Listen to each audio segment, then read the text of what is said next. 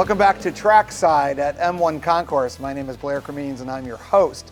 Right now we are joined by Fred Calero. Glad to have you here today. And Fred is part of our community, a great partner here at M1 Concourse.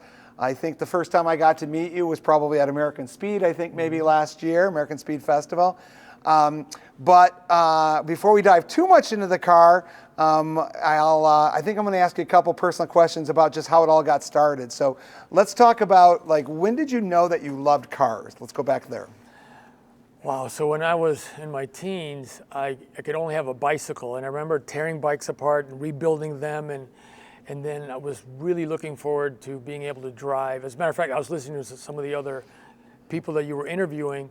I started driving, I remember in 7th grade, I borrowed my uncle's car. I drove and parked at a teacher's parking lot in junior high. Parked at a teacher's parking lot. Went to school all day. Okay. And then when I was done, I went to teacher's parking lot and drove home. Automatic or stick? Oh, everything was a Datsun B210. It was a stick. Yeah. Oh yeah. And that was I couldn't drive, and as soon as I could drive, I started buying and building and repairing and putting things together. That goes with our theme today, because the one thing that we know about here in the Motor City is that it seems like it's license optional. Like, we're all driving at 12, 13, 14 years of age. And so what was your first car that you owned? So it was a Volkswagen Bug. It was a Baja Bug. It was black, no engine. I bought it for really $300.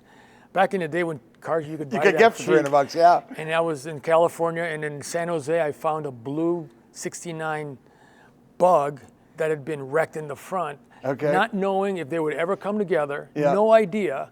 I buy the two Bugs, put them in my mom's driveway, started tearing them apart, putting them together, and in a few short days, it was the driver. I took my stepfather at the time, who worked for Chrysler, and I said, I really want to go see this car. And he was kind of probing me on what the car was. We went and looked at a Karmann Ghia. And he looks at it, and of course, you know, here in the Detroit city, there's 3 cars. Back then it was, are you buying a Chrysler, a GM, or a Ford, right? That's all it was, right? I'm showing him this Karmann Ghia, and he's looking at me like, have you lost your mind, you know? But kept wanting to get some kind of either European or Japanese sports car, and could not get my father to talk. He talked into that, but looked at several Volkswagens, so very cool car. When you think about your kind of love for cars, do you think that started early on, even before you were driving, or when did you know you were really a car guy? So when I grew up in the Philippines. Okay. And my grandfather owned all the Ford tractor dealerships in the Philippines, and also the Ford truck dealerships in the whole country. Okay. So at a very young age at the farm, I was driving Ford tractors. Okay. As a matter of fact, I also got allocated, like Lauren, a Ford GT. That was part of my story. Yeah. Yeah. Wow. Well, I know, in fact, even here at M1 Concourse, we have a pretty deep heritage with some of the original trucks, and we know that kind of connection between tractors and then trucks and all of that. And so we have a deep heritage here with some of the original trucks that were built for commercial use. What would you say has been, throughout your life, what has been like the most favorite car that you've had? Well, I would say that until recently, my absolutely most favorite car is my 2020 Grabber Blue 1 Ford GT. Just like Lauren just talked about how she hired a crew that did the video. You know how I did my video for the allocation video? I was in my garage, took my phone, made sure it was facing me. Right. I did one of these, and I did that, and then I like, finished my own video. Yeah. And hey, at the end of the day, Ford was nice enough to actually allocate a 2020 GT, and so I have that. But I would say now that I've got the GT1, this is something that we created and built, and lots of years of passion and work has gone into this. So, you know, I would say this is my favorite car now. Yeah. I would say the first time I saw it, I don't think it had the blue on it. I remember seeing it when it was all black. And the very first time I saw it and heard it, the visual was, I said, I think Darth Vader is on the track. It came around and I thought it was maybe a TIE fighter or something from Star Wars. It's got just a beautiful sound to it. And then we saw it showcased. I think it was at PRI. Yes. Yes. So we were down At the Forge Line booth. Yes, in Indianapolis. I come around the corner and I'm like, wait a minute, I recognize that car. Yeah. So you were showcased at PRI. We also had it down at Autorama. Right, at M1 booth. Yes, at the M1 booth. So it's getting to be kind of a legendary car and a strong connection, I think, to here at M1. So let's talk a little bit about the GT1. How did this get started, and tell me the story. So back in 2019, because of my association with all the Ford GTs, I was involved with a forum, an online forum, and someone posted that they had some 05 chassis available, quite a few that Ford was selling. And being a car guy and a car builder, I'm like, what could I do with a chassis? So I bought a couple, and then I convinced a bunch of guys here at M1 to buy some also. And so we said, hey, let's pull our resources together, and there are a lot of engineers here, a lot of really talented automotive guys, and I said, let's pull our resources together and let's build some nice track cars that we can have lots of fun, all of us, with the same car that we built ourselves. Right. And then one of my friends, Jeremy, said, well, if you can get more chassis, why don't you just buy 40 of them or something? And so I bought 40 of them, and unfortunately, they didn't have 40, and so I ended up with 30. Okay. So the whole idea was, if you're going to build one car, why not build more?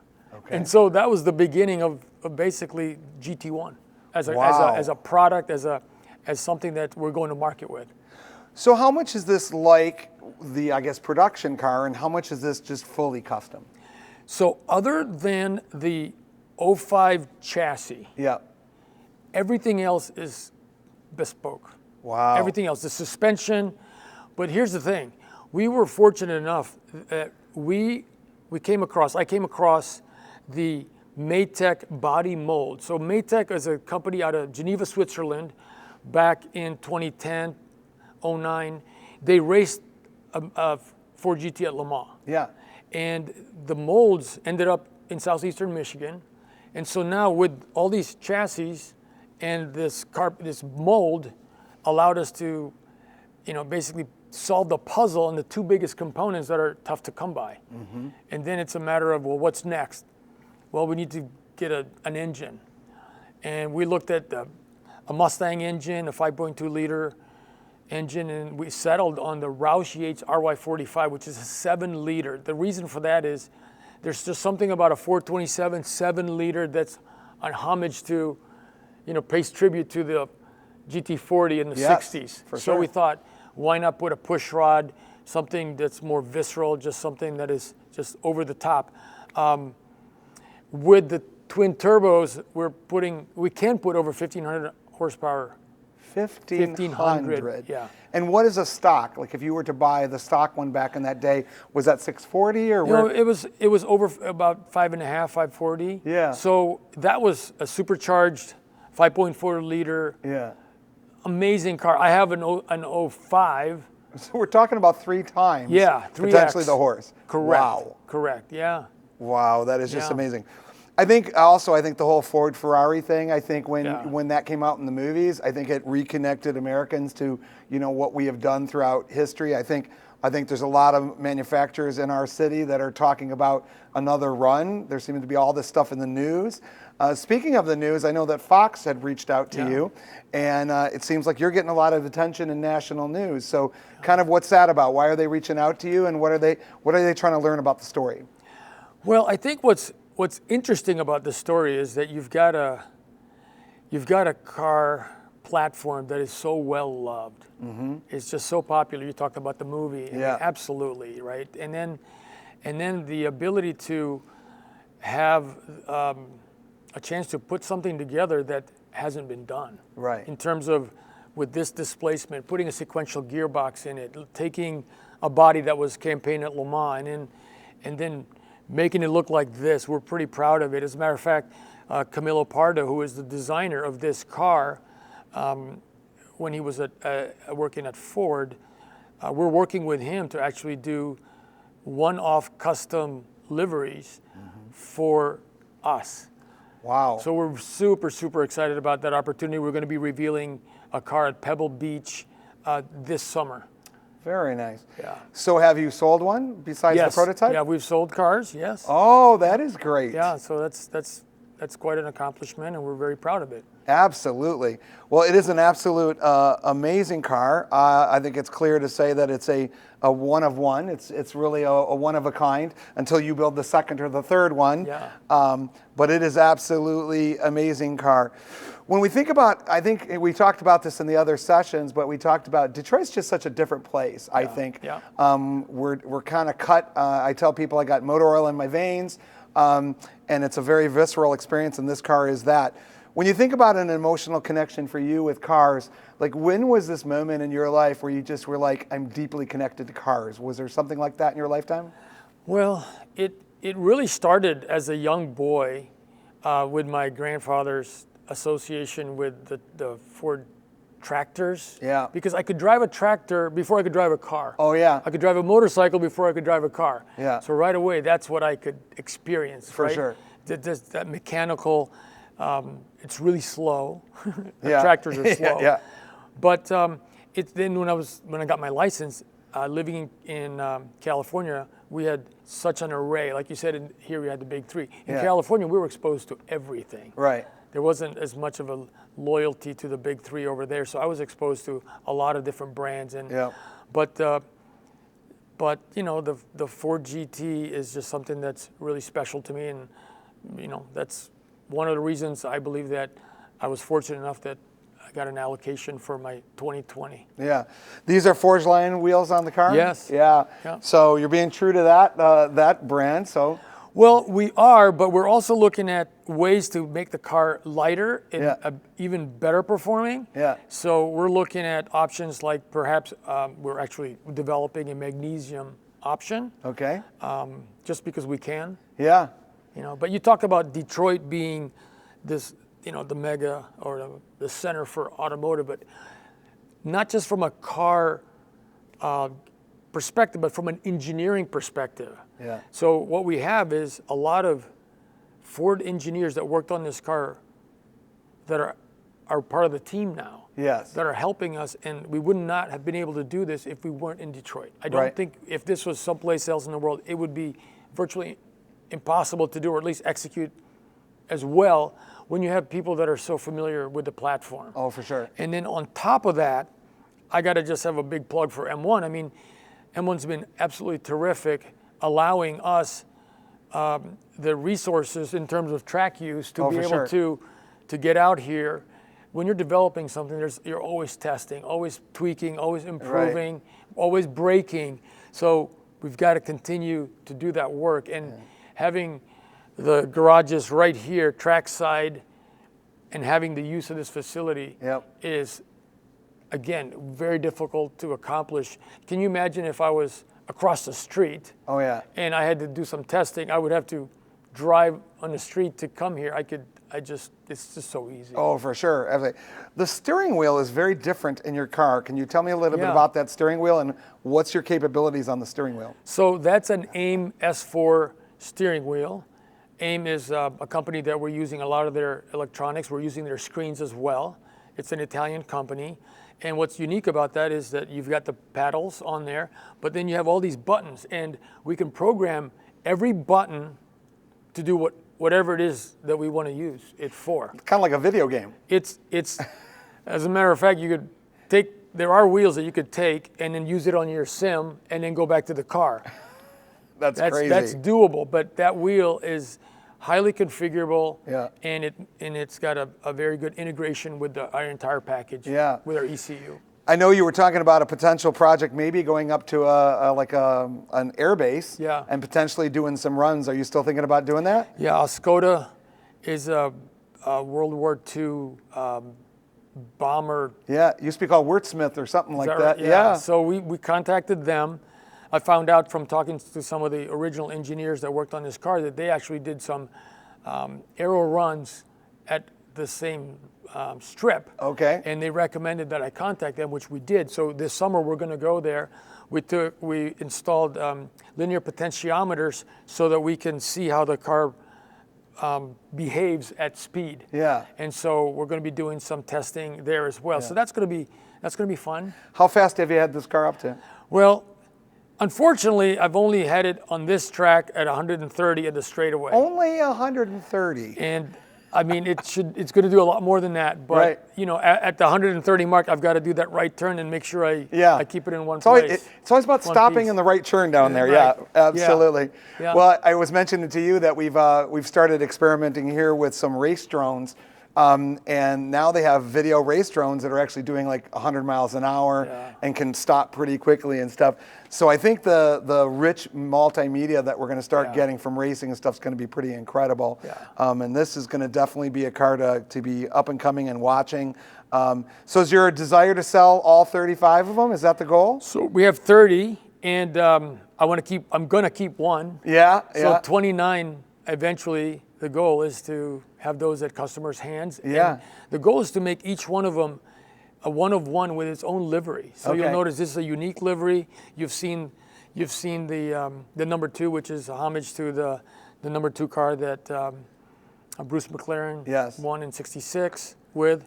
So, you know, there's just such a strong heritage of race cars and the performance and the accomplishments of this brand that makes it fun to just put different liveries on. And so we're going to allow our customers to pick whatever livery they want. And again, working with Camilo is going to take that to the next level. For sure. We've got something really special planned for Pebble Beach, and I'm so excited to reveal Something you can share with us, or? Nope.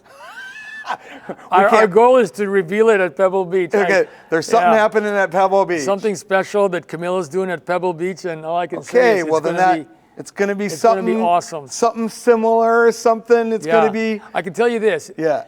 It'll be at ASF because Pebble Beach is before ASF, so that car could be at ASF. Yeah, that's cool. Well, American Speed Festival in September, we're going to have some incredible things there. We're going to have you back at American Speed Festival. Something's happening at Pebble Beach. We're going to have to stay tuned to figure out what's going on there. But I would say this, I jokingly said before to the production crew, you know, just another day at the office here at M1 Concourse, right? But a day at the office here is pretty unusual, right? You never know exactly what's going to happen. So, bucket list car. I mean, it seems like you might already have it, but is there something other than this that you want? Man, you know, I think everybody else that you asked that question probably had one immediately. Yeah. I got to tell you, I am just so focused on getting this project completed that, and it's going to take, you know, a little bit of time and a lot of energy. Yeah, for sure. That right now, I'm not even thinking of other cars that I want. I'm just wanting to deliver the best possible products to our customers and then end up with one that's going to be my toy. Yeah, for sure. Well, I think we have a great partnership here because this is an amazing car. You've got a test track that you can pull it out and take it out there and run it. It's showing extremely well at the shows. One thing that I noticed was at Autorama, the demographics at Autorama have changed a little bit. And, you know, I think if you'd have went back 20 years and we had at our, a lot of cool cars there, but we had a high wing, you know, super cool Superbird. Beautiful. And just an amazing car. And that's kind of from my genre that I know and love. But I saw so many people migrating to the other side to look at the GT1. And it just, what I think is we're starting to see a bigger breadth of people getting involved in automotive. You know, it's kind of, we started using this term kind of 8 to 80. You know, we had actually people above 80 years old at American Speed, and they were coming up and talking about the stories and the connections to cars.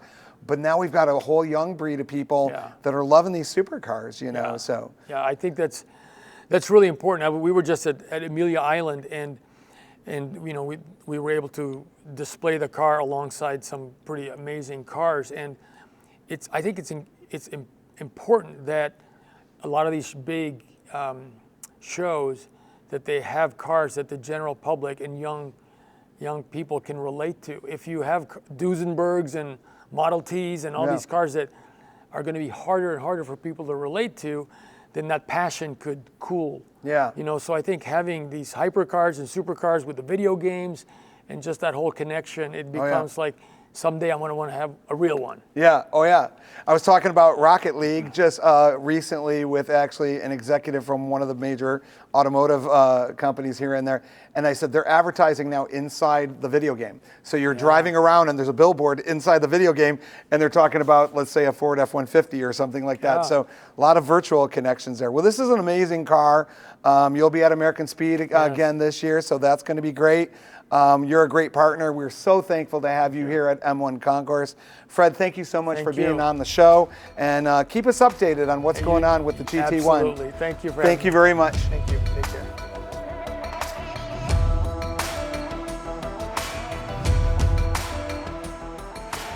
In this section, we're going to be talking about the event center at M1 Concourse. I'm joined by Dave Sherman, a good friend of mine. Sure. Thank you for being here. But tell us a little bit about, we have an event center, and what do we do with that? So our event center here at M1 is a location that's been built here in Southeast Michigan. It's right on Woodward Avenue. But the unique thing about this building and the complex and everything M1 is all the different kinds of events and activations that can happen on site. Yeah. So everything from bar mitzvahs to weddings, and that's inside the 28,000 square feet we have inside the building. But outside the building, it's right on pit lane. So you can do ride and drives. You know, the OEMs have come in here and done new car reveals and track activations and press events. You can go down into the arena. We have a 2.5 acre skid pad, if you will. It's all concrete and no walls around you, where you can do roulette drifting. Oh yeah, we have we have our road course, 1.5 mile, 11 turn, driving circuit that's actually been certified, and it's safe to run in both directions, which is a very unique thing. So, you know, if you're looking to create a special, memorable event, you can come here, do an activation inside the ballroom where your guests are having a great time, and then there can be a surprise and delight piece where you're strapping on helmets, jumping into one of our fleet cars with a professional driver, and you're going for a resty. That's our race speed track experience. Yeah.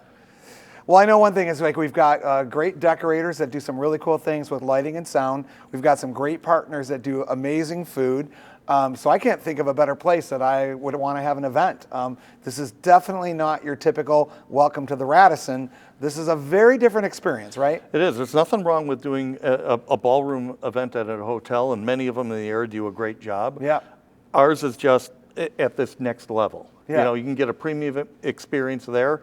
This is going to be an exceptional experience, and it's going to be memorable. And Mike Roberts and the team that he's assembled, these guys have a long history in hospitality, food and beverage, and pulling off those events. So really, for our guests that come here, it is a turnkey solution. That's amazing. I think for weddings, for bar mitzvahs, I think for a private party, for corporate events, I really think this is a special place, and I think you should check it out. We have an event center here, outdoor space, indoor space, and as Dave mentioned, we got the arena and the track. So come out and check out M1 Concourse and our event center. Dave, thanks for that.